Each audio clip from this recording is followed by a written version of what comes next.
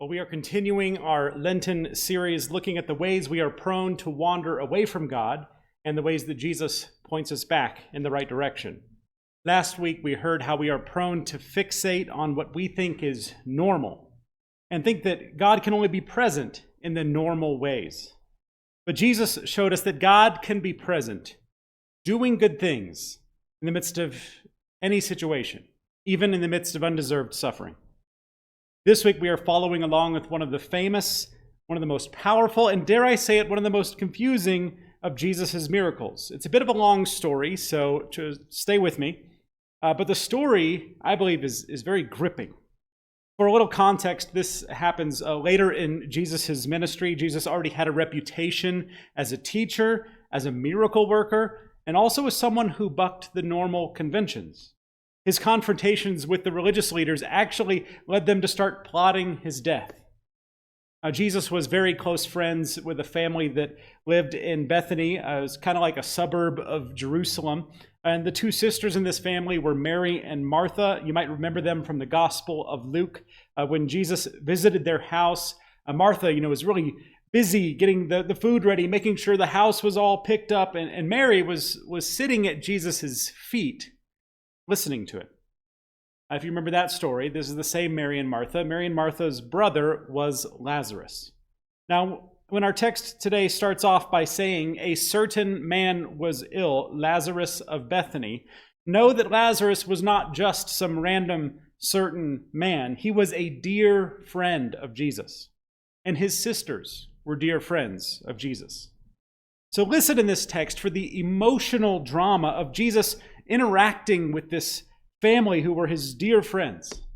Listen for the fear of Jesus' disciples, knowing that going to Bethany would place them in mortal peril from the religious leaders in Jerusalem.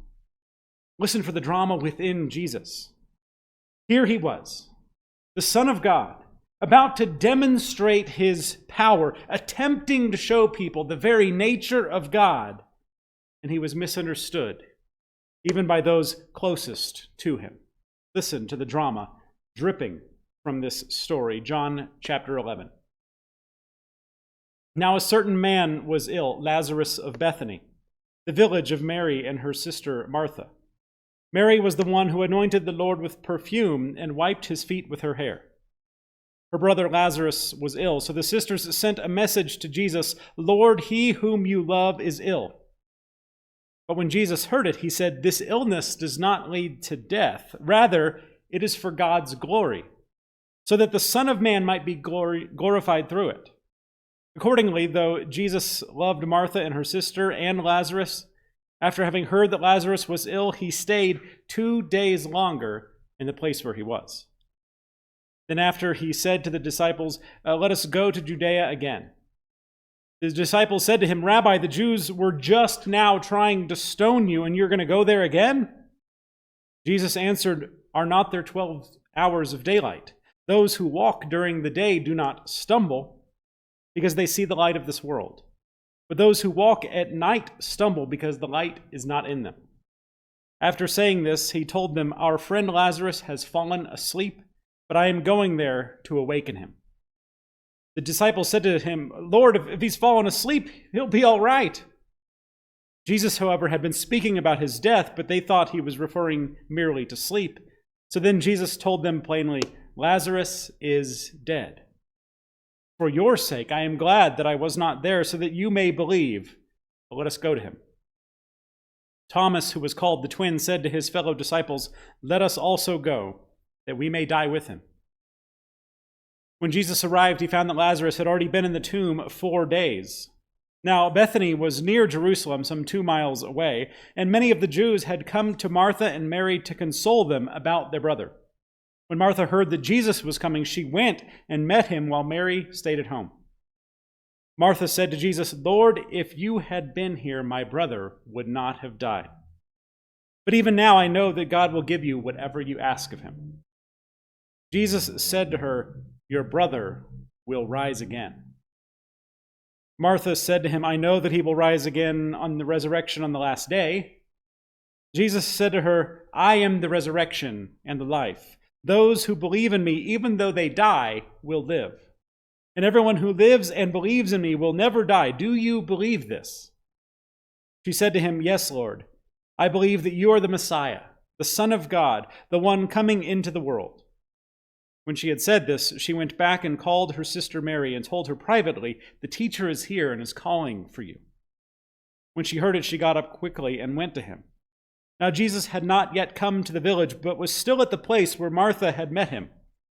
The Jews who were with her in the house, consoling her, saw Mary get up quickly and go out. They followed her because they thought that she was going to the tomb to weep there. When Mary came where Jesus was and saw him, she knelt at his feet and said to him, "Lord, if you had been here, my brother would not have died." When Jesus saw her weeping, and the Jews who had come with her also weeping, he was greatly disturbed in spirit and deeply moved. He said, "Where have you laid him?" They said to him, "Lord, come and see." And Jesus began to weep. So the Jews said, "See how he loved him." But some of them said, "Could not he who opened the eyes of the blind man have kept this man from dying?" Then Jesus, again greatly disturbed, came to the tomb. It was a cave, and a stone was lying against it. Jesus said, "Take away the stone." Martha, the sister of the dead man, said to him, "Lord, already there is a stench because he has been dead 4 days." Jesus said to her, "Did I not tell you that if you believed, you would see the glory of God?" So they took away the stone. And Jesus looked upward and said, "Father, I thank you for having heard me. I knew that you always hear me, but I have said this for the sake of the crowd standing here, so that they may believe that you sent me." When he had said this, he cried out with a loud voice, "Lazarus, come out!" And the dead man came out, his hands and his feet bound with strips of cloth, his face wrapped in cloth. Jesus said to them, "Unbind him and let him go." Many of the Jews, therefore, who had come with Mary and had seen what Jesus did, believed in him. This is the word of the Lord, so thanks be to God. Well, George Archer had a successful career as a golfer, won 13 tournaments, including the 1969 Masters. And near the end of his career, a reporter asked him what he was planning to do during his retirement. And Archer replied, "Baseball players quit playing and take up golf. Basketball players quit and take up golf. Football players quit and take up golf. What are we supposed to do when we quit?" But isn't that such a common question, right? Like, what are you planning to do with your time? We tend to ask high school students, if they're involved in any sports or any extracurriculars. And in college, we might wonder if, how you're using your newfound freedom. Is it for studying or partying? I personally spent my free time writing and animating a humor website, so neither studying nor partying. For adults, we wonder, what do you do? For those about to retire, like George Archer, we wonder, how will you spend your time in retirement? Past then, we might wonder, how much time are you getting to spend with the grandkids? Or later in life, when's the right timing for life-changing decisions?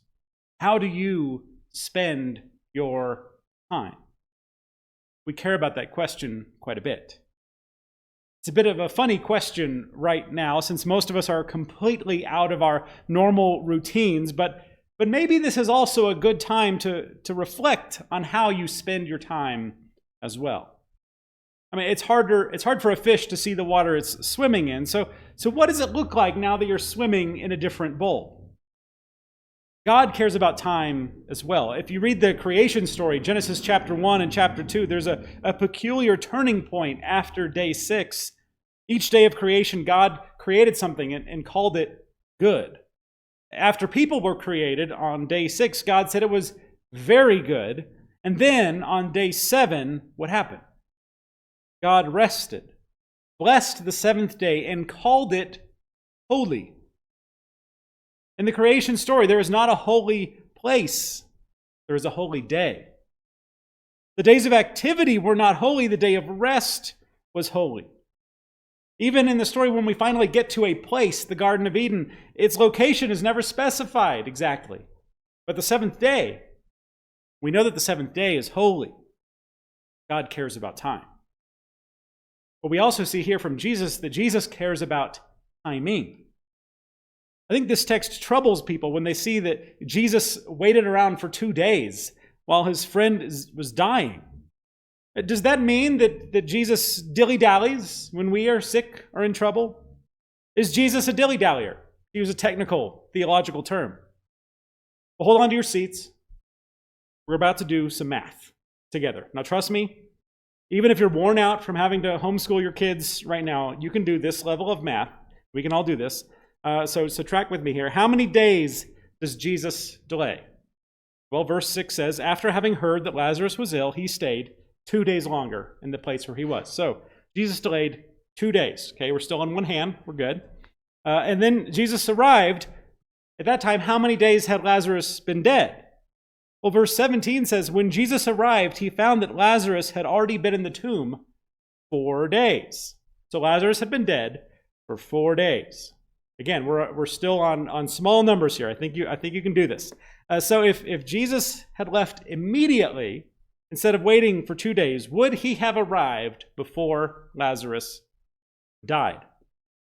No. 4 days since death minus 2 days of delay equals 2 days since death.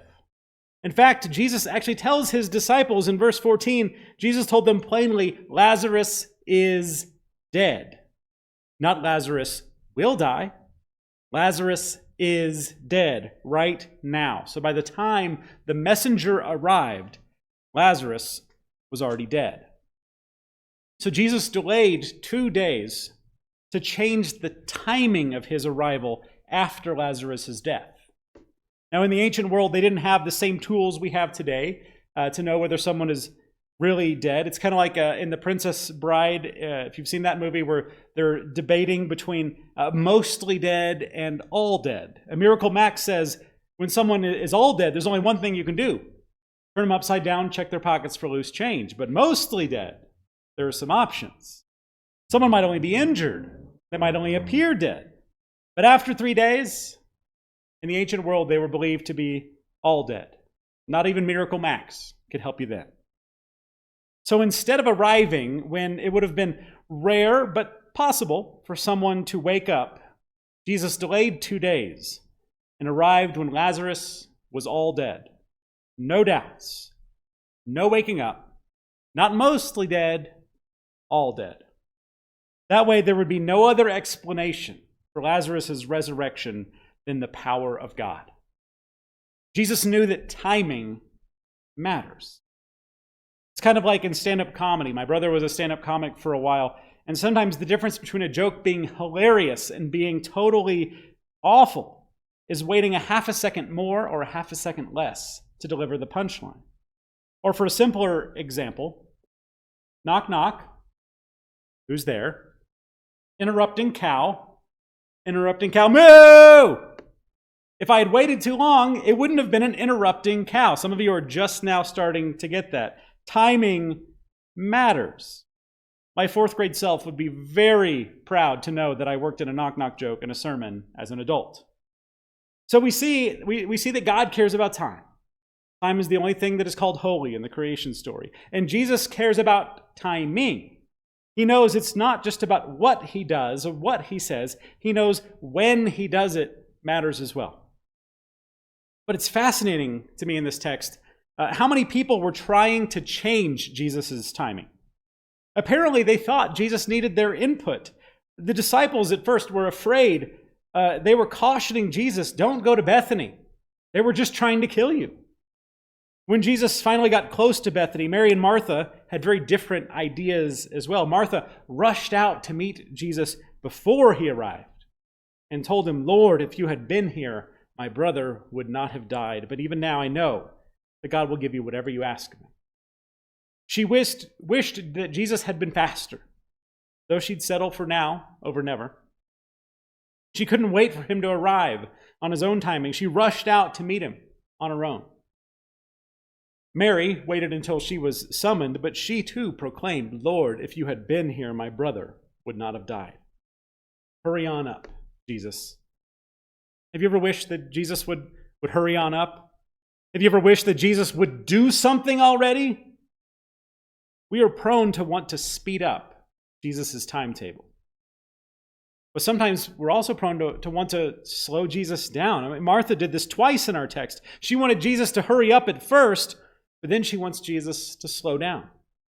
When Jesus asked her about the resurrection, she replied, I know he will rise again at the resurrection on the last day. Slow down, Jesus. The resurrection is something that happens in the future, not today.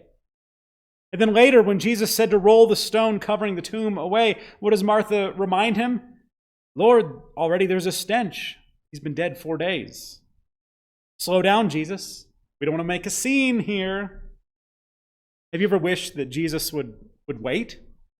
I know when I was younger, I used to hope that Jesus' eventual return would wait at least until I had lived most of my life, because I wanted to do things, wanted to see things, wanted to experience things. Slow down, Jesus. From my current perspective, I'd take Jesus' return anytime. No need to wait. But Jesus works at his own pace, with his own sense of perfect timing. I have yet to figure out how to hurry him up or slow him down. And I've also seen time and time again that Jesus' timing is always the right timing.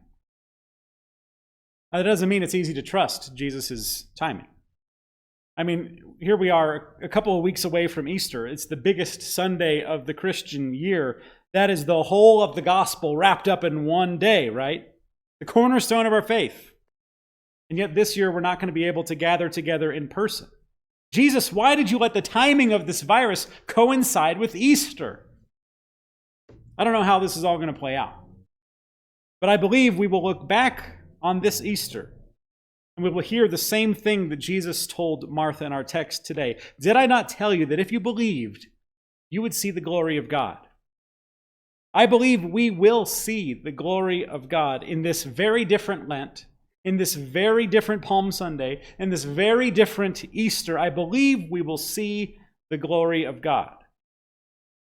I don't know what Jesus is going to do, but I'm very confident that he will do something new for this new day. And here is something for all of us to consider. Even if we're stuck at home, there's still something to consider. If Jesus' timing is always perfect, when would Jesus want you to call that person that's been on your heart lately? When would Jesus want you to write that letter of encouragement or thanks?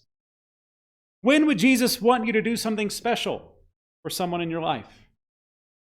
When might Jesus want you to speak a hard truth from a place of deep love?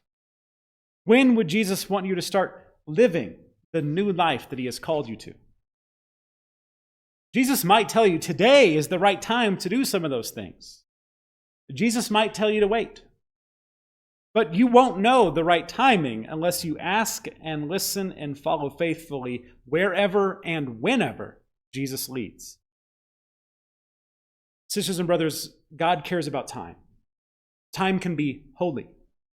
Jesus cares about time and timing. The right thing done at the right time is holy. So how might Jesus call you to use your time at the right time to show that someone else is worth your time? That would be holy. Amen.